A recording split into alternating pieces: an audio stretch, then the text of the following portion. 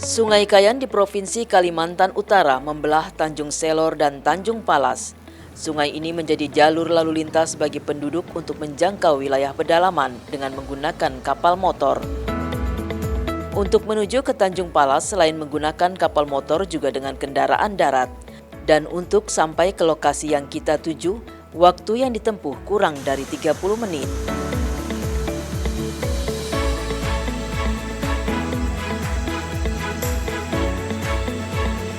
Di Tanjung Palas inilah usaha yang dikelola oleh warga berkembang dengan baik, seperti usaha madu kelulut yang dikelola oleh keluarga Herman. Boleh dibilang Herman menjadi orang yang pertama menekuni usaha madu kelulut di tempat ini. Di lahan seluas 4.000 meter persegi, keluarga Herman menjalankan usahanya, tepatnya di Jalan Poros Transkaltim, Kelurahan Tanjung Palas Tengah, Kecamatan Tanjung Palas, RT 6. Saat pertama mengunjungi rumah keluarga Herman, suasana asri langsung bisa dirasakan. Memasuki pekarangan samping hingga ke belakang rumahnya dapat kita jumpai lok-lok yang berisi madu kelulut. Madu kelulut dihasilkan oleh lebah tanpa sengat. Ada banyak jenis lebah ini, seperti Trigona itama dan Trigona thoracica. Awalnya Herman hanya memiliki satu lok saja. Dan pada saat itu, usaha madu kelulut belum sebanyak sekarang ini. Awalnya 2014 yang lalu, memang sih waktu itu nilai dari madu kelulut ini belum ada. Artinya belum ada yang mau beli madu atau lok kelulut ini, tidak ada. Nah, cuma saya yakin bahwa kelulut ini salah satu jenis serangga yang bisa menghasilkan madu. Saya yakin aja bahwa madu itu mempunyai khasiat. Itu aja sebenarnya awalnya dulu. Setelah 2018 barulah semua orang itu tahu bahwa kelulut ini mempunyai nilai ekonomis. Jadi bermunculanlah peternak-peternak yang lain juga ikut, alhamdulillah. Menariknya, lok yang berisi kelulut diperolehnya dari tetangga yang saat itu membuka ladang. Sehingga boleh dibilang, satu lok kelulut membuka jalan bagi keluarga Herman mengembangkan usahanya. Hingga saat ini jumlahnya mencapai 200 lebih lok berisi madu kelulut. Nah, dari satu lok itu sebenarnya kalau untuk mengembangkan kelulut ini, dia ini kan mempunyai ratu. Nah, di dalam sarang kelulut itu, di situ ada sel telur yang cadangan calon ratu, artinya bakal calon ratunya itu ada. Benarnya kalau kita pecahkan juga bisa. Artinya kita ambil sebagian koloninya, sebagian daripada telur pekerja, kita ambil telur calon ratu yang ada di situ, ya kita kembangkan lagi dengan setengah koloninya itu yang ada, insya Allah itu bisa. Herman tidak pernah menyangka satu lok yang didapatnya itu berisi lebah kelulut jenis Trigona itama. Jenis ini termasuk yang bagus, dan itu sudah dibuktikannya. Produksi madu yang dihasilkan dari kelulut itama lebih banyak. Saat ini selain itama, Herman masih memiliki dua jenis kelulut, yaitu Trigona thoracica dan kelulut yang satu lagi Herman menyebutnya dengan kelulut emas. Tentu saja dua jenis yang terakhir ini hanya untuk melengkapi koloni yang ada. Untuk mengembangkan menjadi usaha keluarga, jenis Trigona itama inilah yang paling bagus. Herman pun dengan senang hati memperlihatkan ketiga jenis lebah tanpa sengat ini. Nah, kalau ini jenis kelulut thoracica.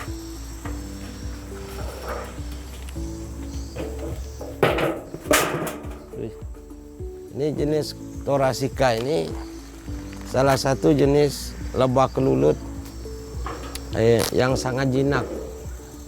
Jinak sekali. Bertubuh besar. Mempunyai kantong-kantong madu yang sangat besar. Kantong di polen juga besar. Dia mempunyai propolis yang melimpah. Sebenarnya propolis ini kalau kita bisa kelola, ini lebih mahal dari madu, lebih mahal dari bee pollen. Propolis yang ini propolis ini. Nah, ini propolis. Ini lebih mahal sebenarnya dari madu. Lebih mahal dari bee pollen kalau kita sudah bisa kelola. Itu yang dijual tuh 6 mili aja 110.000. Ya, ini. Kalau Thoracica ini dia durasi panennya tidak seperti Itama, bisa 2-3 bulan sekali.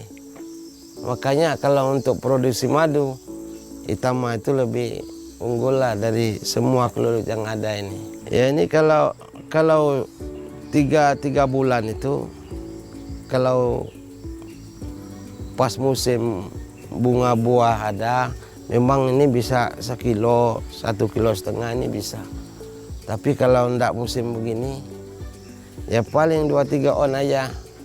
Nah, jadi sebenarnya madu kelulut ini kita bisa dapat madu banyak itu di musim-musim buah banyak aja sebenarnya. Jadi dengan adanya bunga-bunga yang kita sediakan ini, ya bukannya enggak cukup untuk dia. Kalau saya rasa cukup aja untuk dia, cuma enggak cukup untuk kita. Nah, karena di saat dia membuat madu, pada saat tidak musim bunga ada lagi, di saat itu dia lagi menetas, otomatis anaknya ini butuh madu. Makanya kita tidak boleh panen. Nah, untuk dia aja.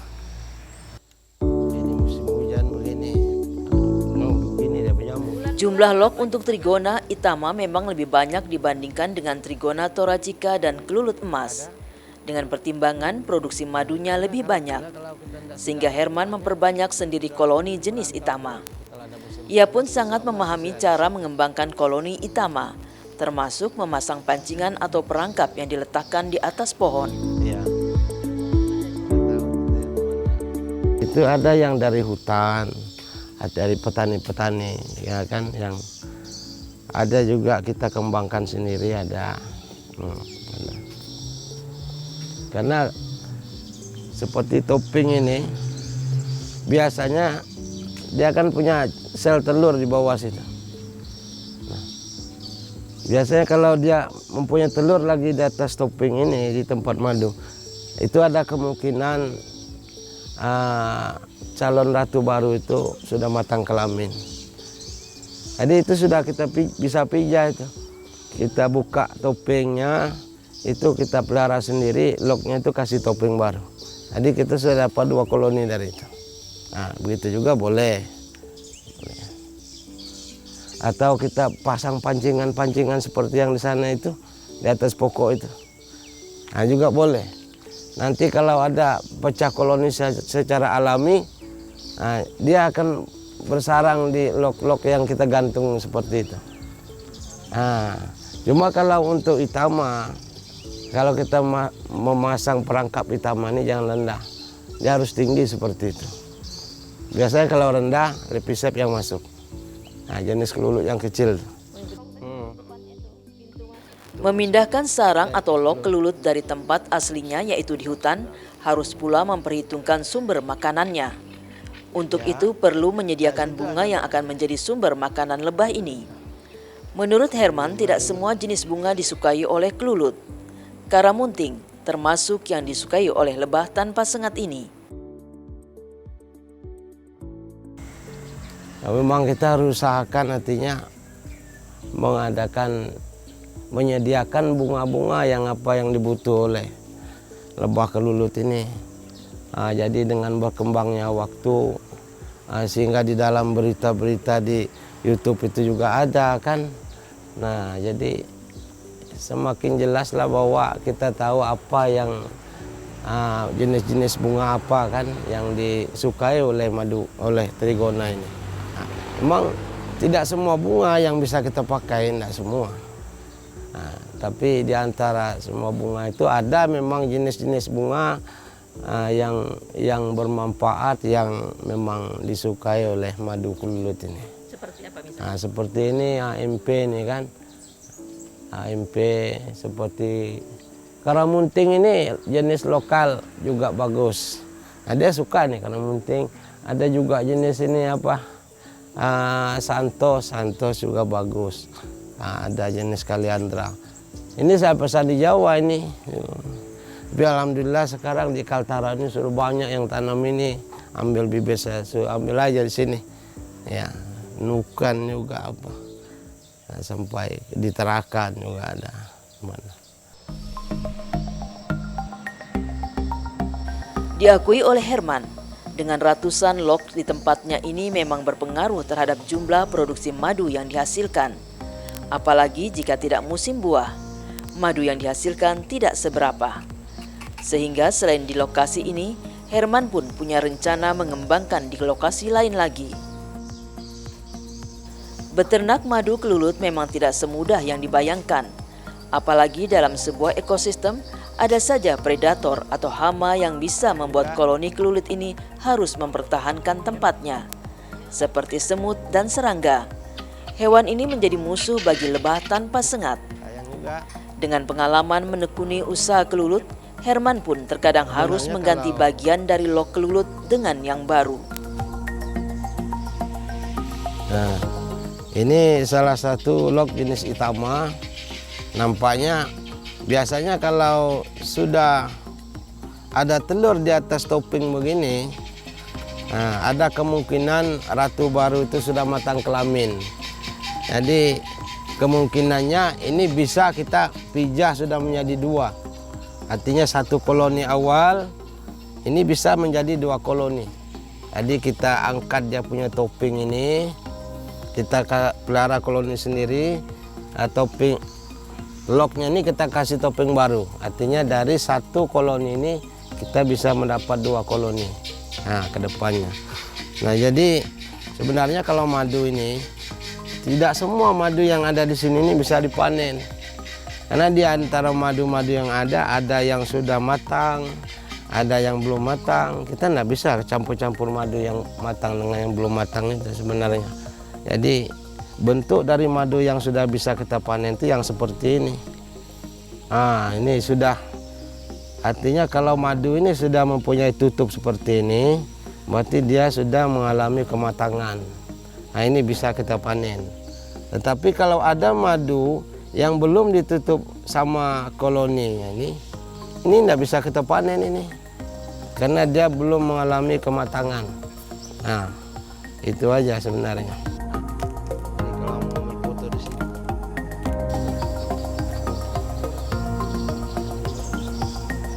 Dari awalnya 1 log hingga menjadi ratusan log memang memerlukan ketelatenan. Selain itu, baik Herman dan istrinya Salbia punya ketertarikan yang sama, sehingga usaha keluarga ini bisa terus berlanjut seperti sekarang ini. Saat panen madu kelulut juga harus tetap menjaga kebersihannya. Tidak ada sentuhan tangan langsung ke madu saat melakukan panen. Di tempat kelulut menyimpan madunya, kita bisa melihat yang sudah penuh dengan madu atau belum. Nah, jika madu sudah penuh dan siap dipanen, terlihat semua wadahnya menutup dengan sempurna. Di bagian inilah Herman dan Salbia kemudian merobek bagian atasnya dengan lidi yang bersih. Selanjutnya, dengan alat khusus, madu siap untuk dipanen.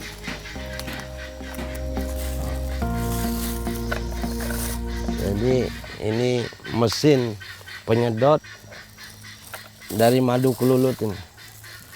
Jadi madu kelulut ini sistem panennya main sedot. Artinya kita tidak menggunakan, tidak memeras dari madu ini menggunakan tangan, tidak.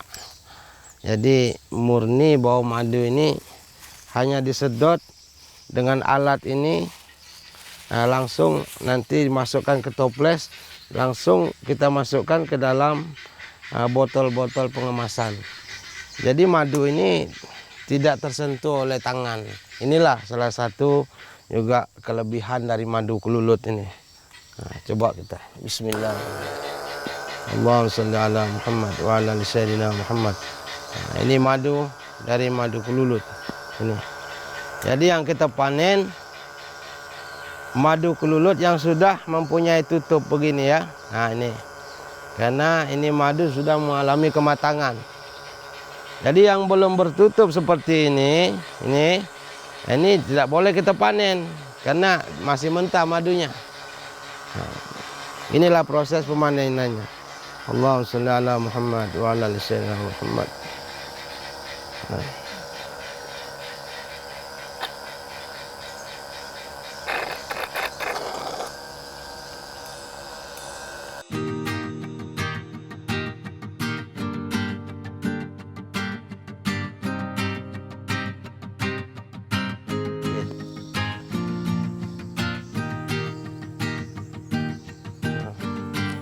Madu sudah dipanen. Selanjutnya masuk ke bagian pengemasan. Madu yang sudah dipanen kemudian dimasukkan ke dalam galon agar memudahkan memindahkan ke dalam botol kemasan. Awalnya mereka menjual per kilogram. Namun seiring banyaknya permintaan dari konsumen, madu kelulut pun dijual dalam botol kemasan. Adanya dari 2014, tapi kita pasarkan sejak tahun 2018. Karena tahun 2018 itu orang-orang baru tahu khasiatnya madu kelulut ini sangat bagus. Lalu kita kembangkan. Nah, disitulah awalnya madu ini sudah mulai laku dijual. Kalau kami, karena kami orang yang pertama buka ladang kelulut, ya pasarnya di rumah ini aja, orang pada datang ke sini pengen lihat langsung beli. Akhirnya dari mulut ke mulut terkenal lah sudah tempat ini kan. Jadi sampai sekarang saya belum pasarkan kemana-mana, masih di rumah ini aja. Harga kalau kami kan awalnya tadi kami jual nih per kilo. Per kilo, karena banyak juga orang tanya kenapa per kilo enggak per liter gitu kan. Karena kalau per kilo lebih simple, timbang langsung selesai kan. Kalau dia per liter, otomatis dia masih lengket di takarannya itu, kurang pas rasanya. Tapi bisa juga sih kalau orang ngotot mau beli per liter bisa juga, cuman agak mahal dia. Kalau kami jual per kilo 500, kalau per liternya ya 600. Ini botol ini ukurannya nih 300 gram. Harga 150.000. Kalau kami jualnya per gram itu 1 gram 50.000. Jadi kalau 3 gram 150.000. Kalau ini 200 gram 100.000. Oh ini 600 gram. 300.000.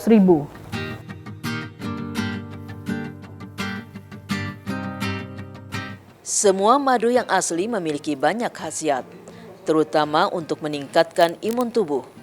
Begitu pula dengan madu kelulut ini, sehingga banyak orang yang kemudian lebih suka mengkonsumsi madu, terlebih saat di masa pandemi COVID-19. Hal ini bisa dibuktikan dengan semakin banyaknya permintaan madu, termasuk madu kelulut milik keluarga Herman ini.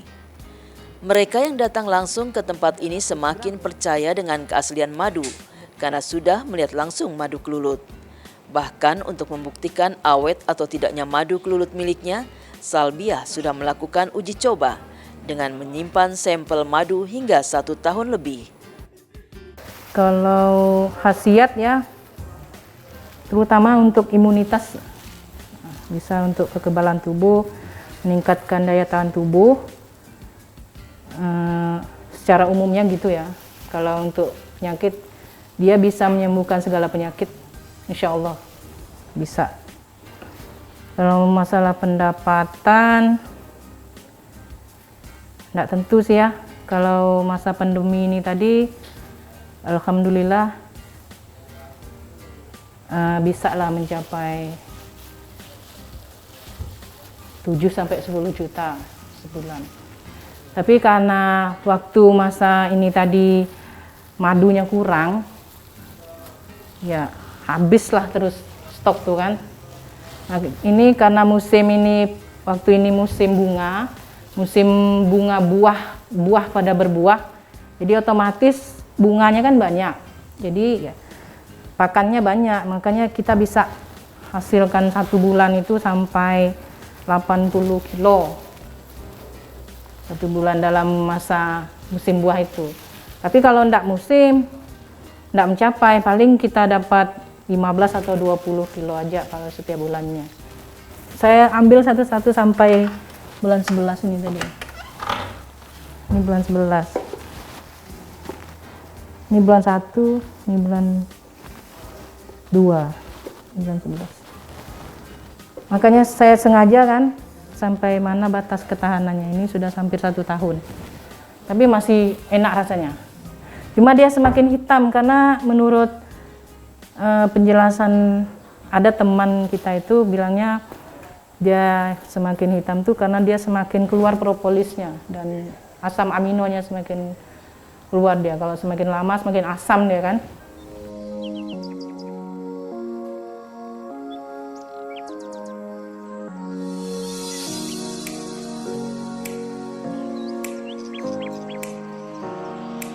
Dengan ketekunan menekuni sebuah usaha, pendapatan yang diperoleh dari usaha madu kelulut ini cukup bagus. Kendati memang jumlah produksi madu yang dihasilkan oleh lebah trigona ini tidak bisa dipastikan jumlahnya.